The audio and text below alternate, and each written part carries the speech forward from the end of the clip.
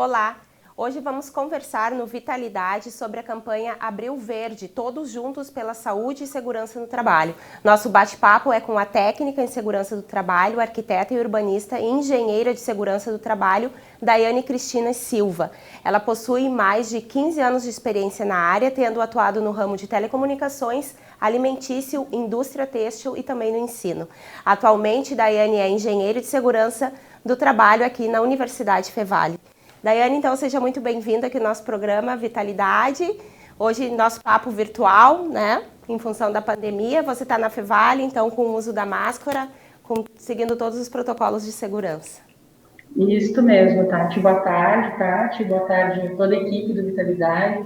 Boa tarde a todos vocês. Quero também agradecer o convite para participar desse momento, que é bastante importante, um espaço de troca bem importante, falarmos de prevenção de acidentes e de doenças do trabalho, ainda mais nesse momento, né, que vivemos uma pandemia da Covid-19, estamos passando por uma atualização de normas regulamentadoras, que são as principais orientações que norteiam as questões relacionadas à saúde e segurança do trabalho, e ainda estamos no mês de abril, né, que é comemorado o Abril Verde. Que tipo de ações você acredita que podem ser implementadas, então, além do Abril Verde e que traga esse assunto para ser discutido, né? Agora a gente fala bastante, em função da pandemia, da segurança no trabalho, né? Em relação a esse vírus, mas tem uma série de outros cuidados no dia a dia, na rotina de trabalho de diversas profissões, né? Não só na área de saúde, que devem ser tomadas. Então, o que você acredita que deveria ser feito, discutido e que ainda falta? Olha, eu entendo que as principais ações em relação à saúde e segurança do trabalho devem ser ações preventivas, né? De que forma nós podemos, em conjunto, atuar para que o acidente de trabalho não ocorra, para que a doença do trabalho não ocorra.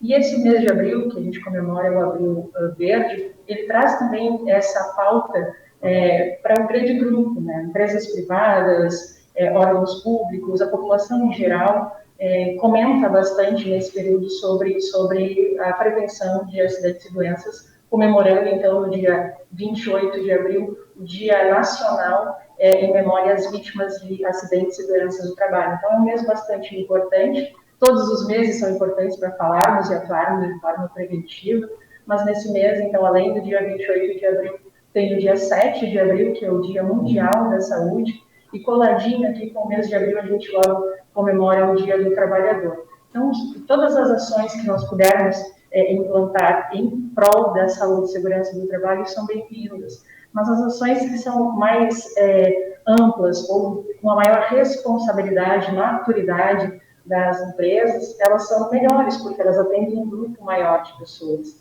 E é sempre muito importante, Tati, que essas ações voltadas à prevenção da saúde e da segurança do trabalho, elas sejam envolvidas todas as hierarquias de uma empresa. Então, desde a alta direção, as gestões, as lideranças imediatas, os operadores, as equipes de apoio.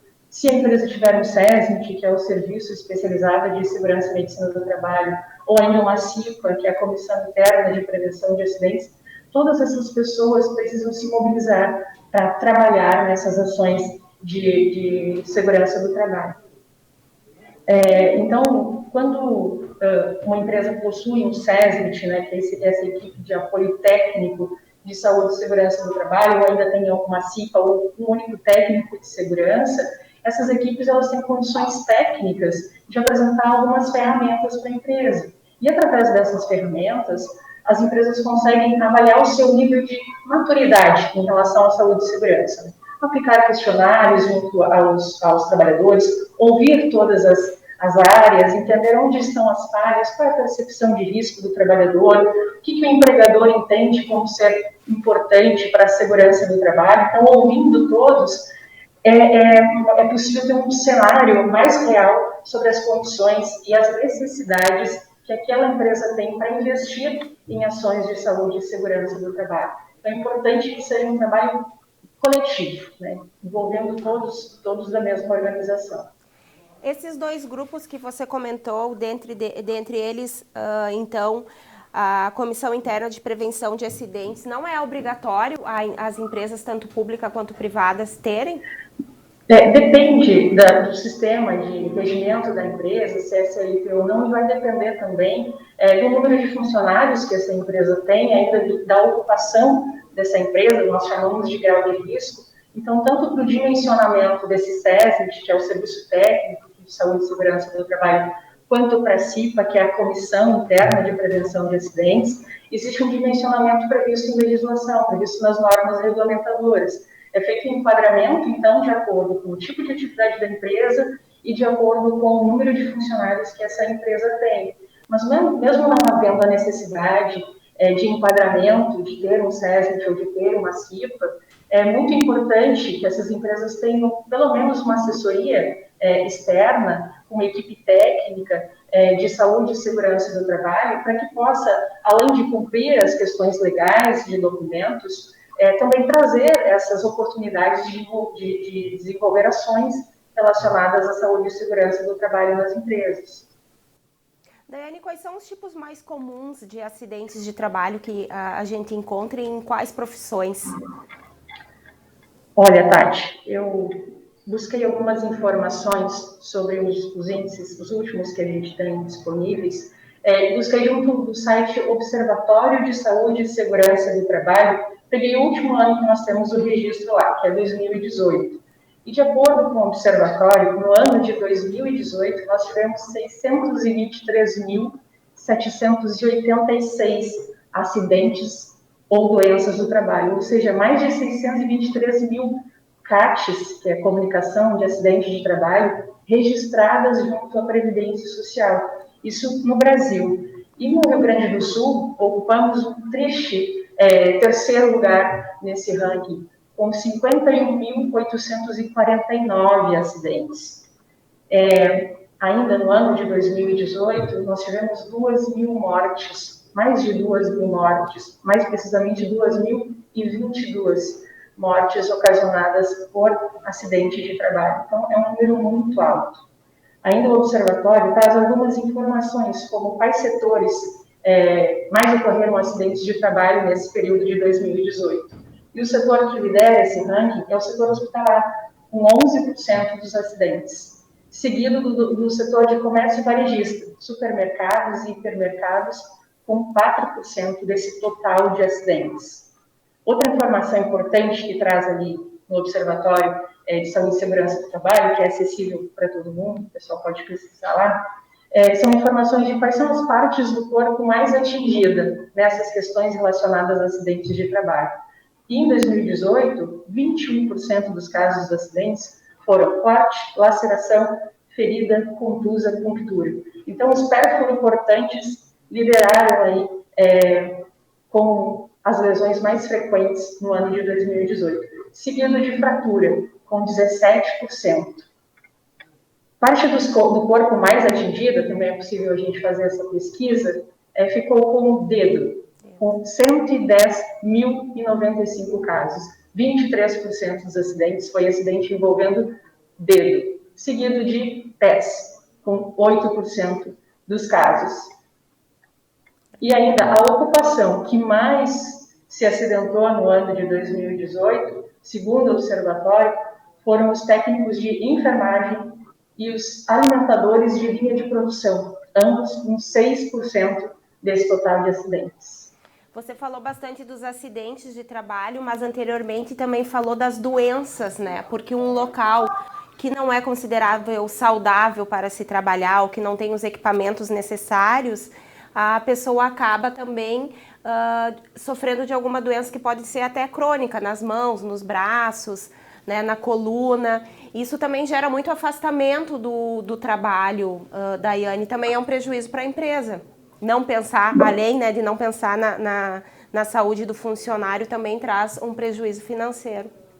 Exatamente. Tanto o acidente quanto a doença do trabalho, ambos, quando ocorrem na empresa regida pelo sistema CLT deve fazer a comunicação dessa ocorrência junto à Previdência Social.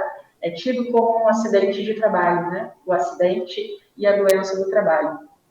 E ambas as situações certamente trazem muito prejuízo para todo mundo, tanto para o acidentado que está sofrendo com a lesão, ou a própria família que está sofrendo com a perda de um familiar ou ainda com um familiar impossibilitado, a empresa perde também, a sociedade como um todo perde. Então, acidente e doença do trabalho é um prejuízo bastante grande para todos. Nós temos aqui um dado para complementar o que você trouxe do observatório, que é do Ministério Público do Trabalho, entre 2012 e 2017, que fala um acidente de trabalho a cada 48 segundos, uma morte a cada 3 horas e 38 minutos, e cerca de 15 mil pessoas não voltaram para casa após um dia de trabalho. Né? Então, dentro desse contexto, eu gostaria que você falasse um pouquinho mais sobre os equipamentos de proteção individual, né? De proteção individual, os EPIs, né? Como eles podem, então, ajudar a diminuir todos esses índices. Certo, Tati. Falando um pouquinho sobre esse número absurdo de acidentes de trabalho que a gente encontra nos índices, né? É bastante triste isso tudo, mas ainda assim, para além desses números que são notificados, nós sabemos que existe um percentual grande de subnotificação. Então, de acidentes e doenças do trabalho que não são informados à Previdência Social. O Observatório traz que em 2018, cerca de 24% dos acidentes não foram comunicados.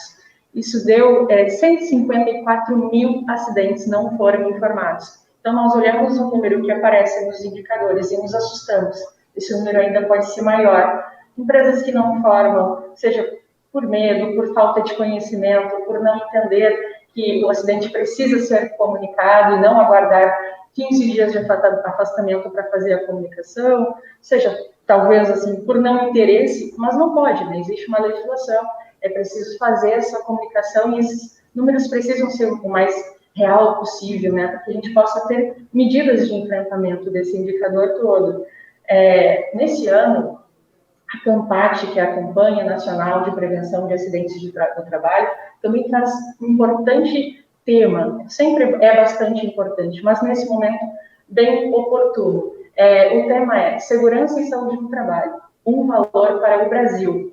E os seus subtemas ainda associam, né, segurança do trabalho à qualidade de vida, à competitividade para as empresas e ao maior valor.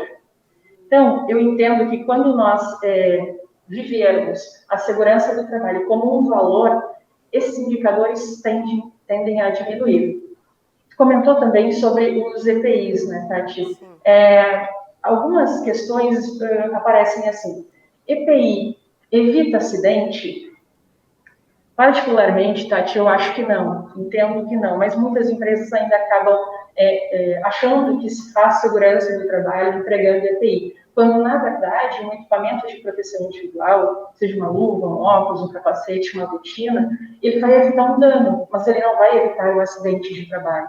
Então, é muito raso eu aplicar segurança no trabalho, considerando que eu faço entrega só de equipamentos de proteção individual. Antes disso, tem uma série de situações que envolvem, como eu comentei antes, uma organização de forma geral, ações preventivas, treinamentos, orientações, aplicação das normas regulamentadoras para que o ambiente de trabalho se torne seguro. Nós chamamos na segurança do trabalho hierarquia das medidas de controle, onde nessa hierarquia nós vemos o EPI como última alternativa. Antes disso, temos outras.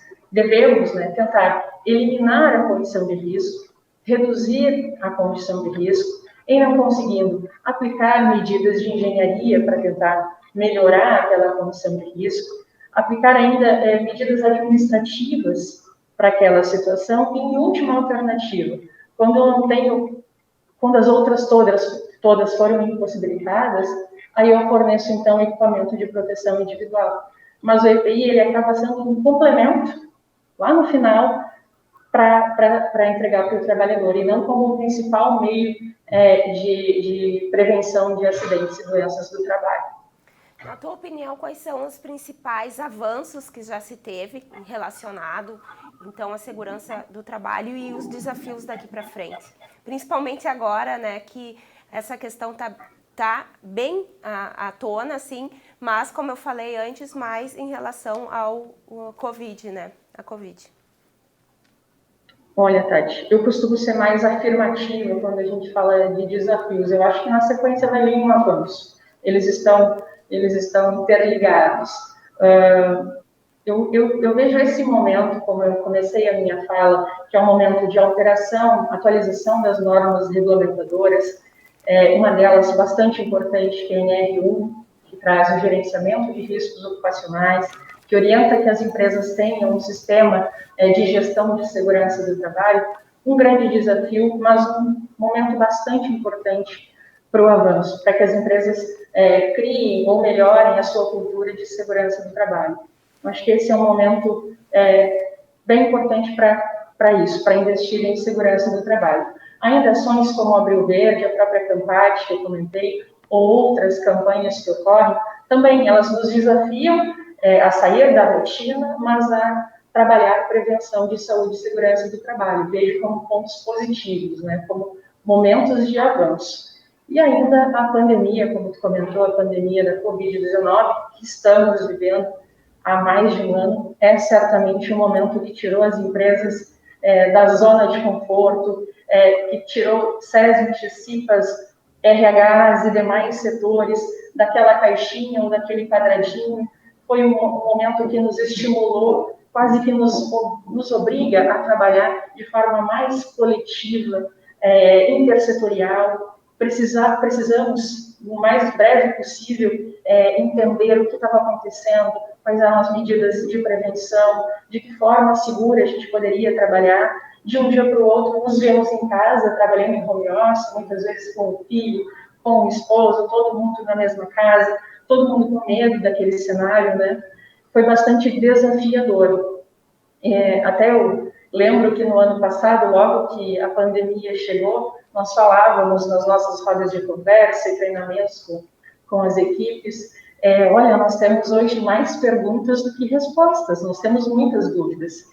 E de lá para cá, nós temos muitas respostas, mas as perguntas aumentaram ou mudaram, então nós continuamos nesse cenário de muitas dúvidas, de medos. É um desafio bastante grande, nós não saímos desse desafio, mas eu acho que quando tu encara esse desafio como uma possibilidade de melhorar, de agregar, ele é sempre bem-vindo, ele é sempre positivo. Nós, como eu comentei, não tivemos tempo para entender tudo que estava acontecendo, né? De uma hora para outra, eu tenho certeza que todas as empresas se viram lendo material, buscando ajuda de colegas da área da saúde, trocando experiências, para poder entender o que estava acontecendo e trabalhar da melhor forma possível a prevenção dessa, que é uma doença não necessariamente relacionada ao trabalho, mas uma doença onde todo mundo está exposto, né? E não só falando do risco de adoecimento da pandemia, do risco de pegar a Covid-19, mas de tudo que veio com ela, né? Do trabalho em home office, das questões relacionadas à segurança psicológica, da ergonomia quando se está trabalhando em casa, do acidente doméstico, quando o meu escritório passou a ser na minha sala, ou, enfim, dentro da minha casa. Então, são muitos desafios que a pandemia e que esse momento está nos trazendo. Mas é preciso organização, planejamento, buscar entender, buscar ajuda dos demais grupos, setores da empresa, para, de forma coletiva, realmente, entender esse desafio como uma grande possibilidade de avanço.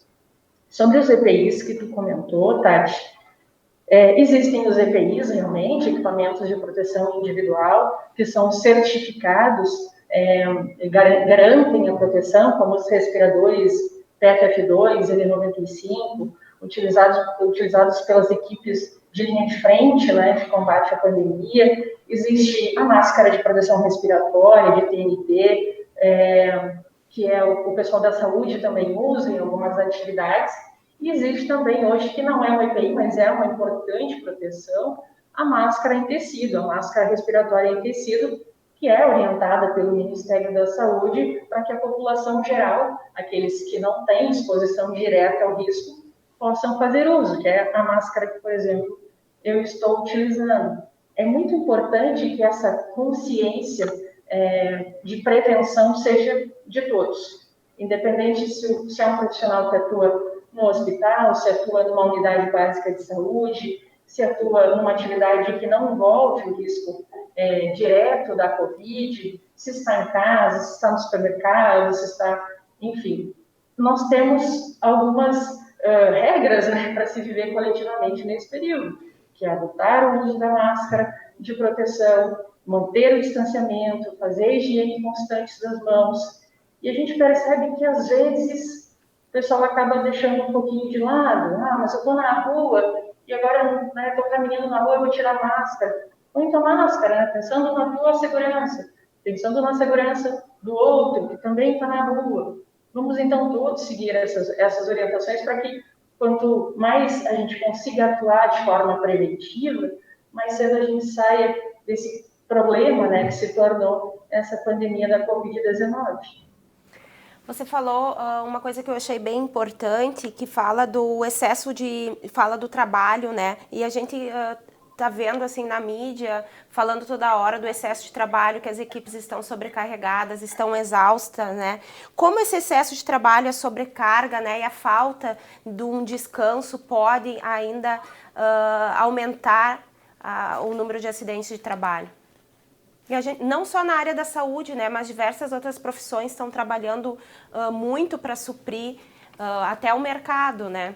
Por exemplo, assim, o mercado de consumo. Claro.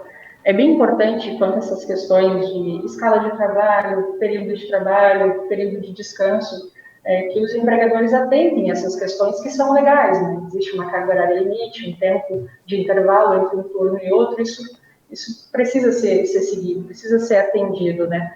Mas, nesse momento, como a gente vem conversando, para além daquilo que a legislação nos orienta, tem toda essa questão de percepção do colega, se ele está bem, será que esse colega dormiu bem, ele está com um familiar internado, ou ele recentemente perdeu um familiar, infelizmente é um cenário que a gente vem vivendo. Então, nesse momento, então, a gente tem que ter mais sensibilidade ainda. E, de novo, seja a liderança, seja um colega de trabalho, equipe de segurança do trabalho, equipe de psicologia da empresa, para ficar atento a este funcionário, conversar com ele, e o funcionário também que ele se sinta confortável, tenha abertura para conversar com o seu líder, conversar com o setor de saúde da empresa, trazer os seus problemas, que ele tenha também uma autopercepção da sua condição de trabalho e possa ter essa abertura de comunicar à empresa que a empresa também tenha esse suporte para dar para esse funcionário nesse momento, né? É bastante importante, Tati. Estamos quase finalizando o nosso programa e eu gostaria de te perguntar se tem algumas normas, algumas normativas que seriam importantes de frisar novamente ou de trazer ao destaque, né, para que o público conheça. Olha, diversas normas tratam de segurança do trabalho. Nós temos hoje 37 normas regulamentadoras que orientam, né, que norteiam as empresas na aplicação das normas. Mas eu entendo que é bastante importante que, na medida do possível e a todo momento em que seja possível, as empresas, seja o empregador, seja o empregado, busque estimular a consciência de prevenção de acidentes e doenças do trabalho. A gente chama de cultura de segurança do trabalho. Então, plantar uma cultura de segurança do trabalho ou ainda estimular que essa cultura melhore, trabalhar bastante a prevenção, o planejamento, o comportamento seguro. Isso para o trabalhador, isso para o empregador também. Muitas vezes os acidentes acabam acontecendo por falta de planejamento, porque aquele funcionário não adotou uma postura segura. Muitas vezes, como eu comentei, usar o EPI somente não vai evitar que aquele acidente ocorra. É importante também adotar uma postura segura, não se colocar numa situação de risco. Né? Está com dúvida em relação ao seu trabalho, é um trabalho que oferece risco, na dúvida, não executa. Chama a liderança, chama a CIPA, o SESMIT, o técnico de segurança, pede uma avaliação, aguarda a liberação do trabalho. Então, quando nós nos colocamos numa postura prevencionista, de planejamento, de um comportamento seguro, eu acho que todos ganhamos com isso. E mais uma questão, você falou anteriormente sobre a realidade que todos nós estamos vivendo, algumas profissões de estar em teletrabalho, home office, homeschool, né? As pessoas da família, todo o núcleo familiar convivendo junto. Que dica você daria assim para evitar acidentes, né, de trabalho também, acidentes domésticos com todo esse pessoal convivendo junto, né? E às vezes a rotina ela fica meio bagunçada, assim. Então, o que os pais devem também prestar mais atenção, principalmente quem tem criança pequena? Até a gente também vem conversando sobre isso, as questões ergonômicas para quem trabalha em casa, e é bem importante que a gente, quando vai para o home office, estando no home office, tenha um espaço para isso. Sei que a realidade também, nem todo mundo tem um escritório em casa ou um ambiente destinado a isso, mas tentar organizar dentro da casa, com a rotina da família, um espaço específico para te trabalhar, mesmo que seja durante aquele horário de trabalho. Quando eu tenho um posto adequado ou um local onde eu consigo, bom, a família toda sabe que hoje eu vou estar na sala ou na mesa de jantar, ali é o meu posto de trabalho. Então, acho que ajuda para alguns problemas que possam ocorrer pelo funcionamento da casa. E ainda trazendo para as questões ergonômicas, quando eu tenho um posto de trabalho, quando eu consigo me organizar, eu não sei quanto tempo eu ainda vou ficar em home office, né? A gente ainda está vivendo a pandemia. O ideal é que eu tenha um local adequado, mesmo que compartilhado, mas com espaço daquele ambiente que seja meu, para que eu consiga colocar o meu computador na mesa, pegar uma cadeira adequada para trabalhar, ainda trabalhando com notebook, eu, de repente providencia aí um suporte de notebook, a gente vê o pessoal às vezes coloca alguns livros embaixo para que o note fique na altura dos olhos, né, a tela na altura dos olhos, aí já tem um teclado e um mouse de apoio para poder trabalhar melhor. É um investimento e é importante que isso seja feito assim, com toda a família. Olha, nesse momento iniciei meu horário de trabalho, então vou ficar aqui mais concentrado. É um desafio, né, Tati? É um desafio para todo mundo. A gente não estava preparado para viver tudo isso, mas de forma, eu acho que bastante comunicativa, né, colaborativa com a família, pensando nessas questões de risco, né? Porque em casa também, de repente, uma fiação do teu computador esticada na sala pode gerar um risco de queda. Então, aquilo que a gente faz na empresa tem um risco de queda, sinaliza com cone de proteção. Em casa eu não tenho um cone de proteção, mas eu vou ter que deixar essa fiação aqui, de repente coloco uma cadeira. Pessoal, tem um fio aqui passando no meio da sala, essa cadeira é para sinalizar aqui que é para cuidar para não tropeçar. Então, são algumas questões, de novo, de planejamento, de percepção de risco e atuação de forma preventiva para que aqueles acidentes não aconteçam. Daiane, em abril nós temos o Dia Mundial da Saúde, também a campanha Abril Verde, né, de proteção e conscientização aos acidentes de trabalho, e agora, dia 1º de maio, então, Dia do Trabalhador. Que mensagem você deixaria, então, para todo mundo que está nos assistindo pela TV Câmara, canal 16 da Claronet, também pelas nossas mídias sociais, Twitter, Instagram e Facebook? Certo.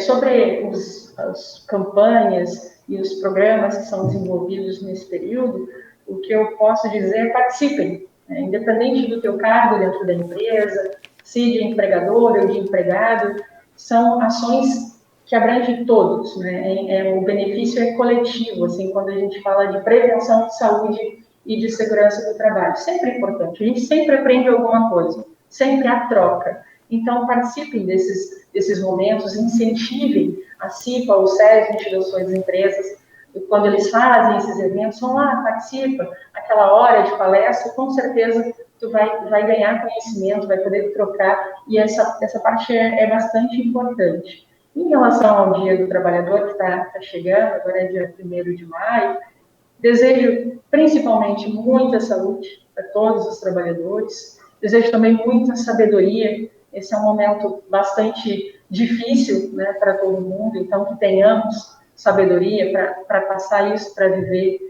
isso.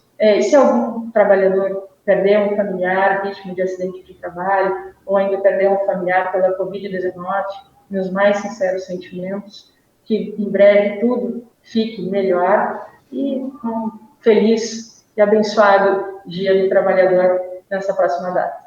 Muito obrigada, Daiane. Obrigada também. Nosso bate-papo de hoje foi então sobre o Abril Verde, Saúde e Segurança no Trabalho.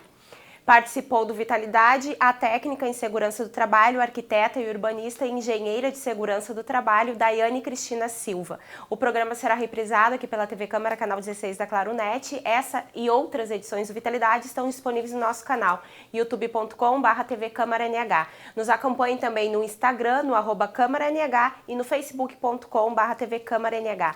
Muito obrigada pela sua companhia. Até o próximo programa.